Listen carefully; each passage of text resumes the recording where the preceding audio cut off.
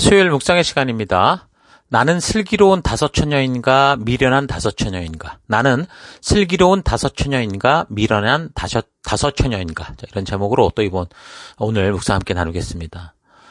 우리는 종교적 억압이나 규율을 가지고 백성들을 억압하는 게 아니라 하나님을 믿고 살아간 그 사람들의 이야기를 통해서 우리에게 하나님의 그 뜻을, 하나님의 의도를 말씀해 주시는 그런 것을 우리가 생각해 봤습니다. 예수 그리스도의 은혜로 하나님의 자녀가 된 우리들이 그래서 회복된 하나님의 자녀된 존재답게 살아가는 것이 참된 그 믿음의 길인데, 교회를 찾는 많은 사람들이 대부분 자기가 기대하는 하나님을 만들고 그 기대를 채우기 위해서 이렇게 막 허덕이는 걸 봅니다. 몇 년 전 그 크리스천 투데이에 보도된 기사 중에 무신론자가 자유주의자들보다 차라리 나은 이유라는 제목의 글을 읽은 적이 있는데, 거기 이제 하나님께서 계시해 주신 것을 통해 하나님을 바르게 보지 못하고, 그러니까 자기 기대를 따라 하나님을 각색하고 만들어 살아가는 현재 우리 살아가는 사회 속의 이 교회들의 현실을 다시 한번 생각해 보게 된 적이 있습니다. 뭐라고 그랬냐면, 신념과 믿음이 결탁된 신념주의 신앙도 있습니다. 이들은 하나님의 존재와 그의 전능하심을 믿음으로 기본 신관을 구비한 정통 기독교 신앙으로 보이나, 이들 역시 신앙을 왜곡, 변질시킨다는 점에서 기독교에 적대적입니다. 그러니까 신념과 믿음이 결탁된 그런 이상한 신앙이 있다는 거죠. 대개 이런 신앙을 가진 이들의 성향을 보면 성취욕이나 성공에 대한 갈망이 강합니다. 실제로 이들이 신앙을 갖게 되는 동기도 질병, 가난, 실패 등 열악한 환경에서 벗어나고자 하는 강렬한 욕구 때문인 경우가 많습니다. 이들의 우선적 관심은 기독교의 본질인 죄와 구원보다는 축복과 성공에 대한 열망에 있으며, 자신의 욕망을 신앙이라는 이름으로 포장합니다. 그리고 하나님은 그런 자신의 욕망을 성취시켜주는 것을 통해 그의 존재감과 전능성을 보여준다고 생각합니다. 그들이 흔히 표방하는 그리스도인상은 파워 크리스천이며, 성경을 자신의 성취 욕구를 이루기 위해 이용하는 실용주의적인 성경관을 견지하고 있습니다. 그러다 보니 자연히 성경 자체의 계시에 귀를 기울이기보다 자신들의 성취 욕구에 부합하는 성경 구절들을 편취합니다. 그러니까 자기가 원하는 대로 뜯어먹고 자기가 원하는 대로 해석한다, 그 말이죠. 이들에게 제일 인기 있는 성경은 대개 성경 구절은 내 믿음대로 되리라, 믿는 자에게 능치 못할 일이 없다, 꿈이 없는 백성은 망한다 같은 구절들입니다. 이런 신앙의 형태는 경제적 풍요를 구가하는 선진국보다는 경제적 부와 발전의 목마름을 가진 제3세계 개발도상국에게서 흔히 발견됩니다. 그러니까 순식간에 개발도상국에서는 큰 부흥이 일어나는 것처럼 보이게 되는 경우가 많죠. 자, 계속해서 이들은 신앙을 통해 자기들의 욕망을 성취하고 나면 당연히 신앙의 열정도 퇴색됩니다. 이런 사례는 멀리 갈 곳도 없이 근래 50여 년 한국의 기독교 역사에서도 발견됩니다. 그러니까 우리나라도 개발도상국 때 얼마나 이 교회가 정말 부흥했습니까? 근데 그 부흥의 이면에 그 뿌리를 봤더니 어떤 거예요? 완전히 세속이었다라는 거예요. 오늘 한국교회의 세속화와 퇴보는 이런 성공신앙, 번영신학에 비치고 있다라고 보는데 이견이 없습니다. 그러니까 결국에는 이런 이 신념과 믿음의, 그러니까 긍정주의, 오늘날도 막 할 수 있다라고만 말하는 긍정주의 신학의 어떤 병폐다라는 걸 말하는 거죠. 우리는 종종 여러 가지로 형편이 어렵고 힘들 때 그렇게도 간절히 하나님을 찾고 예수님을 찾다가 조금 삶이 나아지면 금세 그런 간절함이 없어지고, 그러니까 물에 빠진 사람 건져줬더니 자기 보따리 내놓으라는 그런 식으로 결국 자기의 만족과 욕심을 채우는 일에 정신없는 그런 교인들을 보면서 참 안타까운 마음들이 생기는데, 지금 읽어드린 이 기사대로 본다면 저들은 그냥 뭐예요? 자기가 원하는 신을 만드는 신념주의 신앙자들이다라는 걸 알 수 있죠. 여러분, 내 자신은 어떤 신앙을 갖고 있는가 되돌아볼 필요가 있습니다. 어쩌면 사람들은 누구나 뭔가 그렇게 부족과 결핍 속에 있어야 하나님을 찾기 마련입니다. 그래서 그런 신념주의적인 신앙으로 하나님을 만나게 된다고 해도 우리가 부족하니까 하나님을 찾을 수밖에 없는 그건 하나의 어떤 방법이라고 해도 그 처음에는 그게 문제가 되질 않는다는 거예요. 그러니까 하나님께서는 어떤 모습으로든 우리를 받아주시고 불러주시려고 합니다. 다 초대를 하세요. 길가에 나가서 다 오라고 말씀하십니다. 그러니까 하나님은 어떤 생명이든 하나님의 거룩한 잔치에 들어와서 이 참된 영생의 축복을 누리도록 일단 초대를 하고 다 불러주신다는 거예요. 그런데 마태복음 22장에서 예수님께서 말씀하시듯 누구나 초대를 받았으나 그 가운데에는 슬기로운 다섯 처녀가 있는가 하면 그렇지 않은 미련한 다섯 처녀들도 있다라는 걸 볼 수 있다는 거예요. 그러니까 슬기로운 다섯 처녀란 신랑이 올 때를 대비하여 준비하는데 자신의 생각과 필요에 따라서가 아니라 하나님께서 말씀하신 대로 준비하며 자신을 하나님의 말씀의 가치대로 바꾼 사람들이고 그 미련한 다섯 처녀는 다 똑같이 부름을 받아놓고서도 초대를 받아놓고서도 그냥 자기의 생각대로 자기의 기대대로 하나님을 바꾸고 자기의 신념을 따라 살아갔던 그런 사람들이다라는 걸 알 수 있어요. 여러분 이런 사실 잊지 마시고 하나님께서 우리에게 성경의 이야기를 통해 말씀해 주시는 하나님의 그 진심, 그 의도를 바르게 깨닫고 진정으로 믿음으로 살아간 사람들처럼 이 창세기에 나오는 이 인물들처럼 진실한 그런 믿음의 길을 걸어갈 수 있는 여러분과 제가 됐으면 좋겠습니다. 자, 그럼 오늘부터는 이제 우리가 살펴가야 될 믿음의 사람들의 이야기와 또 계속되는 구약의 이 이야기들을 살펴보기 위한 준비를 좀 할 건데 구약의 이 이야기들과 관련된 지도를 좀 먼저 우리가 살펴보려고 합니다. 그러니까 대략적인 지역들은 우리가 알아야 성경의 내용을 이해함에 있어서 바른 도움이 됩니다. 그러니까 이거는 교회 사이트에 지도를 좀 확인하면서 또 이미 나눠드린 파워포인트를 잘 보면서 확인해 보길 바랍니다. 그러니까 세계의 지도를 보면 지금의 이제 중동 지역이 그 구약의 사건이 나오는 모든 세계의 지역. 그러니까 중동 지역은 어떤 곳입니까? 유럽과 아프리카와 아시아가 만나는 어떤 길목에 있는 그런 지역입니다. 뭐 지금이야 뭐 비행기도 다니고 해서 국경이 없고 길이 필요 없을지 모르지만 과거에 대부분 육로를 따라 움직였기 때문에 이 중동 지역은 항상 이 강대국들이 서로의 패권을 다툴 때 꼭 지나다니는 그런 교차로였죠. 그래서 그 부분, 그 중동 지역을 좀 오늘날로 보면 어떤데요? 이스라엘, 지금의 이스라엘을 중심으로 해서 예루살렘을 중심으로 해서 레바논 북쪽으로 시리아, 이라크, 요르단 남쪽으로 이집트 이런 지역들이죠. 그러니까 이 지역은 우리가 살고 있는 이 홍수 이후의 세계로부터 서로 항상 다투고 싸우고 전쟁이 끊이지 않았습니다. 지금도 항상 분쟁 중이잖아요. 성경에도 그 이스라엘의 그 무깃도라는 데, 아마겟돈이라고 그러는데 무깃도에서 이제 마지막 그 하나님을 대적하는 전쟁이 있을 거다. 그런 이야기까지 하고 있죠. 계시록을 보면. 그런 곳입니다.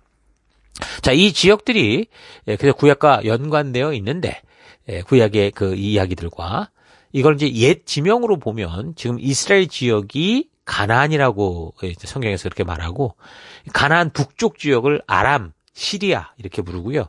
그 두 지역을 합쳐서 이제 역사책을 보면 이제 레반트라는 그런 얘기를 합니다. 그러니까 레반트라고 나오는 거는 가나안과 아람 지역, 시리아 지역을 한꺼번에 부르는 얘기죠. 그리고 지금 이 지금의 터키 지역을 그때 당시에는 아나톨리아라고 불렀거든요. 그리고 이제 가나안 그 북쪽 지역에 보면 페니키아라는 곳이 있는데, 거기 두로, 시돈 같은 이 도시, 완전히 그 해변을 끼고 있는 도시인데, 지중해에서 배가 들어올 수 있는 그런 아주 적합한 곳이라고 그러죠. 그래서 여기 페니키아 지역을 중심으로 해서 어떤 일이 벌어지냐, 내륙, 그러니까 메소포타미아 지역에 있는 내륙과 그다음에 지중해 서쪽, 지중해를 타고 쭉 이제 이쪽으로 나가면 그리스, 로마, 저 더 지나가면은 어디까지 가면 스페인까지 가는 서쪽 지역. 그러니까 그런 무역이 활성화된 그런 곳이죠. 그래서 이 두로나 시도는 굉장히 부자 동네였습니다. 말하자면. 그러니까 페니키아였는데 여러분 이제 보시다 보면 나중에 이 로마와 싸우게 되는 한니발 장군이 나오고 이런 그런 나라 있죠. 그런데 그런 지중해 여러 주변에 식민 도시를 건설할 정도로 그랬던 그런 나라가 이제 페니키아라고 볼 수 있습니다. 현재 이라크 지역은 이제 과거 메소포타미아 지역인데요. 여기서 이제 수메르 그다음 아카드 문명, 그다음에 바벨론, 그다음 아수르, 페르시아. 그러니까 우리가 역사를 보면서 이제 쭉 듣던 그런 그 나라들이 등장하면서 역사를 만들던 장소가 이제 그 현재 이라크 지역이라고 볼 수 있죠. 그 중에 제일 남쪽, 그러니까 페르시아만 쪽에 이제 우루 지역이나 또 북쪽으로 이 강을 따라 올라가서 북쪽에, 그러니까 니느웨 근처에 하란 이런 거는 이제 우리가 나누게 되는 아브라함과 관련된 굉장히 연관된 지역들이죠. 그래서 지도에 여러분 참고해서 보는 것처럼 시오자 모양, 그러니까 이 세계사에는 비옥한 초승달 지역이라고 부르는데 그것이 이제 구약 성경에서 나오는 지역과 관련된 그 모든 세계입니다. 여기 비옥한 초승달 지역에 거하면서 서로 다투고 결국 싸우는 이유는 뭘까요? 이들이 왜 여기만 모여서? 그러니까 그 좌우 지역을 보면 대부분 높은 산맥이거나 아니면 사막이거나 이래서 사람이 살 수가 없어요. 그러니까 그 강을 따라, 강과 평야를 따라 살 수밖에 없게 되는데 그게 이제 비옥한 초승달 지역이기 때문에 다 거기서 이제 먹고 살자고 싸우는 거죠. 자, 이제 아브라함 같은 경우는 메소포타미아 북부 지역에서 출생을 했는데요. 아버지 데라가 이 수메르 지역인 그 밑에 페르시아만 근처에 갈대아 우르로 이사를 가게 되면서 그곳에서 이제 어린 시절을 자라고 꽤 오랫동안 자라다가 나중에 다시 그 데라가, 아브라함의 아버지 데라가 가족을 데리고 다시 자기 혈통들이 살던 원래 그 출신 지역이었던 하란으로 되돌아오게 됩니다. 이미 여기에 지금 이 앞으로 설명할 그 답들이 다 지금 섞인 채로 제가 말씀을 드렸는데, 그 아브라함은 하란 출생이다. 그리고 이제 이 수메르 그 지역인 그 갈대아 우르로 간 것은 아버지가 주도했다. 뭐 이런 얘기들이 지금 이미 지금 말씀을 드린 겁니다. 이제 이것 이제 쭉 설명해 나갈 거예요. 그러니까 데라는 결국엔 아브라함의 아버지 데라는 우리가 아는 것처럼 하란에서 죽었죠. 그리고 이제 그곳에서 부름을 받았던 아브라함이 그 하란을 떠나서 하나님이 인도하시는 땅 가나안으로 들어가게 되는데, 성경의 이야기가 바로 그 가나안, 그 레반트 지역이라고 그랬죠. 그러니까 가나안 시리아 지역, 이걸 중심에 남쪽이었던 가나안 지역을 중심으로 결국 그 역사가 흘러서 이스라엘이라는 나라로 존재하게 되고, 그리고 예수님의 사역의 그 시기까지 그 장소가 계속 같은 장소이기 때문에 이 지역에 해당되는 지도들을 기억해 두는 거는 뭐 성경을 읽어가는데 기초가 돼야죠. 우리가 성경을 읽어갈 때 어떤 지명이 나오면 대충 어디쯤이다라는 걸 우리가 알고 있어야 되는 겁니다. 그래서 북쪽의 갈릴리 호수로부터 이제 이스라엘 땅을 보면 쭉 밑에는 이제 남쪽에 사해가 있는데 이제 그거를 연결하는 강이 요단강이죠. 그래서 우리는 보통 갈릴리 호수까지는 익숙할 수 있는데 조금 더 이제 갈릴리 호수 북쪽으로 올라가면요, 훌라 호수라는 게 있습니다. 성경에서는 메롬이라고 이렇게 나왔는데 작은 호수가 하나 있어요. 요단강의 수원이라고 할 수 있는, 그러니까 북쪽에 세 개의 강이 만나는 그 훌라라는 분지에 그 위치하는데, 어쨌든 갈릴리 호수는 둘레가 한 53km쯤 되고요, 남북으로 길이는 한 21km쯤 됩니다. 꽤 크죠. 동서로는 약 11km로 사람의 심장 모양과 좀 닮았습니다. 그러니까 성경에서는 뭐 긴네렛 바다, 또 갈릴리, 뭐 게네사렛 호수, 뭐 디베라 바다, 여러 가지 이름으로 이렇게 불려주고 있죠. 자, 그리고 이제 남쪽의 사해는 요단강 물이 이제 흘러 들어가는 그곳인데요. 그 물이 나가는 출구가 없습니다. 그러니까 고온 건조한 기온으로 인한 증발로 인해 해수면이 유지되는 거예요. 물이 흘러 들어가도. 그러니까 성경에는 그래서 사해라고 하지 않고 염해, 뭐 아라바의 바다, 뭐 동해 이런 식으로 기록하기도 합니다. 그리고 요단강 이제를 볼 때 동쪽 편, 이 요단강이 쭉 남에서 북으로 흘러갈 때, 북에서 남으로 흘러갈 때, 그 오른쪽에 그 이제 무역로가 하나 있는데, 그걸 왕의 대로라고 부르고요. 또 지중해 쪽으로, 이 요단강을 중심으로 보면, 훨씬 더 서쪽으로, 그러니까 바닷가 쪽으로 보면, 비아마리스라는 그런 무역로가 있었습니다. 그래서 이제 갈릴리 호수 바로 밑으로 이제 흘러 들어가는 강이 있어요. 그러니까 강들이 이제 그 요단강 쪽으로 흘러 들어가게 되는데, 그게 이제 북쪽에 이제 아르묵강, 중간에가 야복강, 그리고 이제 사이로 들어가는 강이 하나 있는데 그게 아르논강. 이거 전부 이제 동쪽에서 있는, 그러니까 요단강 동쪽에서 흘러 들어가는 강입니다. 그러니까 남쪽 사해 밑에서 흘러 들어가는 강이 또 하나 있는데 그 세렛강입니다. 그러니까 이런 것들은 기본적으로 일단 기억을 해두시면 좋습니다.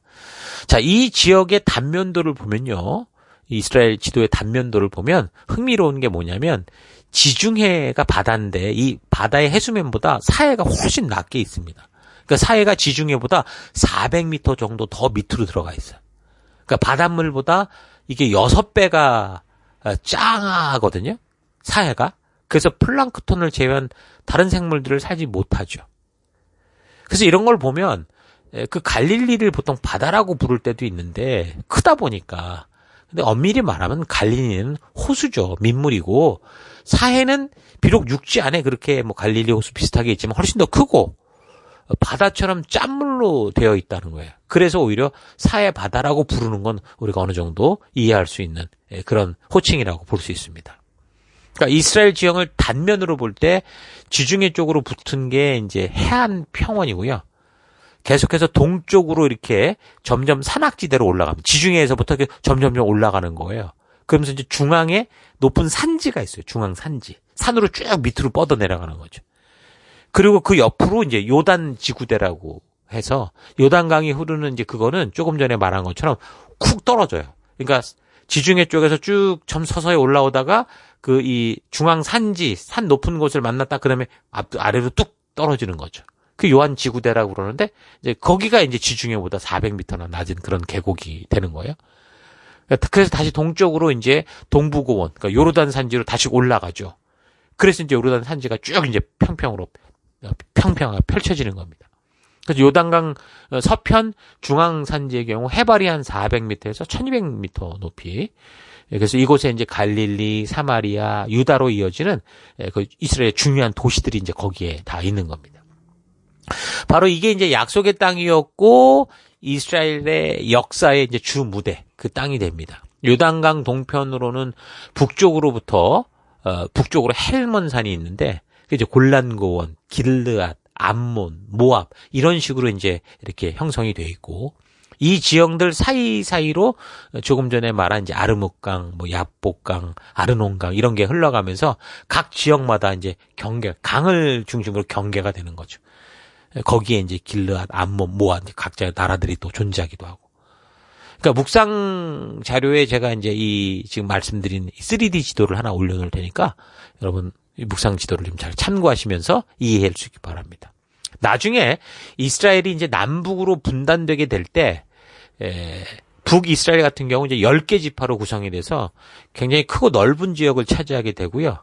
남유다 같은 경우 이제 2개 지파로 형성이 돼서 예루살렘 성이 있는 그 유다 산지를 중심으로 존재하게 되는데, 그래서 이제 남유다는 지중해 해변가를 따라 이어지는 그 비아마리스 무역로가 있었고 또 요단강 서편에는 왕의 대로라는 무역로가 있었는데 그 사이에 있어가지고 사실 양쪽 무역길을 다 포함하고 있는 북이스라엘 같은 경우에 비하면 잘 살지를 못했어요. 남유다는 그 다 빗나간 거죠.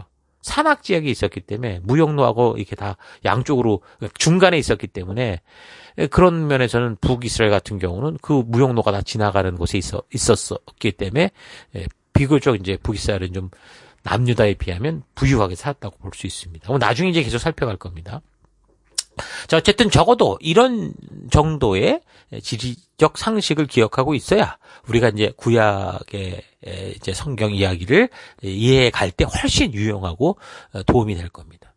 계속해서 설명이 될 때마다 파워포인트 지도를 여러분들에게 준비해 주겠지만 미리 좀 지역을 파악해 두면 설교를 들을 때 이해하거나 또 말씀을 들을 때, 읽을 때, 묵상할 때 훨씬 더 성경을 좀 사실적으로 바르게 좀 묵상할 수 있겠죠. 여러분, 학습 없이 저절로 그냥 막 기도만 하면 막 머리에 새겨주고 이런 건 없습니다. 부지런히 이 하나님의 이야기가 담긴 이 성경을 이런 식으로 조사하고 잘 찾아서 바르게 우리가 이 기초를 쌓아놔야 그래야 하나님의 말씀이 그곳에 떨어질 때 바른 양식이 되고 바른 열매를 맺고 그렇게 돼가는 거 잊지 마시고 오늘 우리가 지금 이 아브라함의 이야기를 살피기 전에 살핀 이 지리적인 부분들을 잘 기억하길 바랍니다. 이미 성경 서론 부분에서 다루긴 했지만 여기서 다시 되반복하는 거니까 잘 기억할 수 있길 바랍니다. 자, 오늘 하루 우리 모두는 한 교회를 다니고 또 예수를 믿노라고 말하는 사람들인데 이런 은혜가 하나님의 초대로 말미암아 우리 주 예수 그리스도의 그 사랑으로 이루어진 것을 알고, 그래서 나를 부르신 그 하나님이 누구신지, 우리가 초대받는 이 믿음의 길이 어떤 것인지를 성경을 통해 바르게 알아가는 슬기로운 다섯 처녀와 같은지, 아니면 하나님의 계시의 말씀에 귀를 기울이기보다 자기의 성취 욕구를 위해서 자기 기대를 따라 믿는 자에게는 능치 못할 일이 없다, 꿈이 없는 백성은 망한다, 이런 식의 구절만 붙들고 자기가 추구하는 하나님, 나의 만족을 채워주는 하나님을 만들어 오진 않았는가, 좀 잘 되돌아봤으면 좋겠습니다. 자신의 기대대로 무엇인가를 이루고자 하나님을 동원시키는 것은 이 신앙이 아니라 미신이에요. 비록 처음에는 아무것도 모르니까 그런 신비한 현상들과 간절한 기도와 기대를 통해 채워지는 그런 게 있겠죠. 그걸 통해서 하나님의 살아계신다라는 걸 인식하게 되고, 그래서 이제 교회당으로 나오는 기회가 되는 아주 좋은 계기가 될 수 있지만, 그러나 그건 뭐예요? 단지 믿음의 문을 여는 걸 뿐이라는 거예요. 여러분, 결혼을 했다고 해서 그게 끝이 아니잖아요.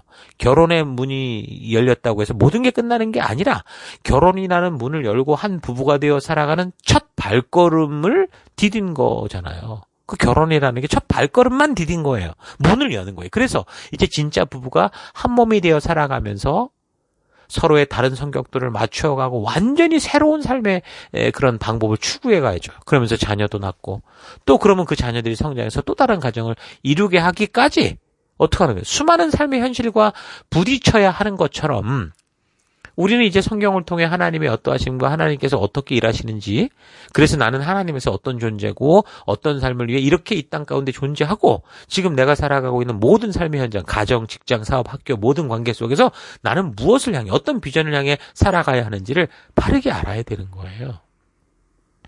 배워가야 돼요.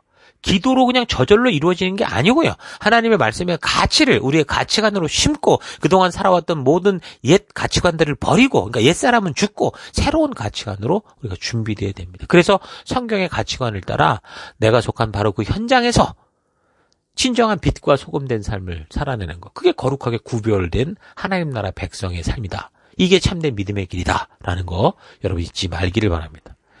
자, 그렇게 하나님의 진심을 바르게 알기 위해 우리는 성경과 관련된 역사와 지리, 또 과학과 고고학과 같은 여러 가지 이것 좀 더불어 우리가 좀 살펴가면서 이 성경의 이야기를 통해 지금 우리에게 말씀하시는 그 하나님의 인도하심을 바르게 만나는, 그래서 벅찬 이 감격이 하루하루 내가 살아가는 이유를 아는, 살아가고 싶은 그런 축복된 삶을 살아가는 여러분 되기를 주 여러분으로 축원합니다. 오늘 하루도 힘내십시오. 잠시 기도하겠습니다. 하나님의 뜻을 알기 원한다고 늘 말하면서도 정작 내가 원하는 것을 얻어내기 위한 일에만 몰두하며 살아온 삶을 회개합니다. 나를 구원의 잔치에 초대해 주셨는데 나를 부르신 우리의 하나님의 진실한 초대가 무엇인지를 성경을 통해 바르고 온전히 알아서 나와 동행해 주신 우리 예수님과 기쁨과 감사와 감격으로 어떤 상황과 환경을 만나도 믿음의 길을 걷는 내가 되기 원합니다. 성경을 바르게 알기 원한다고 하면서도 성경과 관련된 지리도 지역도 모르고 하나님의 역사가 기록된 그 역사의 현장이 어떠한지도 모른 채 눈 감고 은혜만 구하는 자가 아니라 시간과 젊음을 아껴서, 시간을 아껴서 우리 하나님의 역사를 따라 성경을 바르고 온전히 살피고, 그래서 그 말씀의 가치를 따라 힘차게 걸어가는 내가 되기 원합니다. 하나님의 부르심을 받은 그 믿음의 삶을 살아가면서 미련한 다섯 처녀가 되지 않고 슬기로운 다섯 처녀로 우리 하나님의 잔치에 들어가는 거룩한 삶을 살아가는 내가 되기를 간절히 바라오며 예수님 이름으로 기도했습니다. 아멘.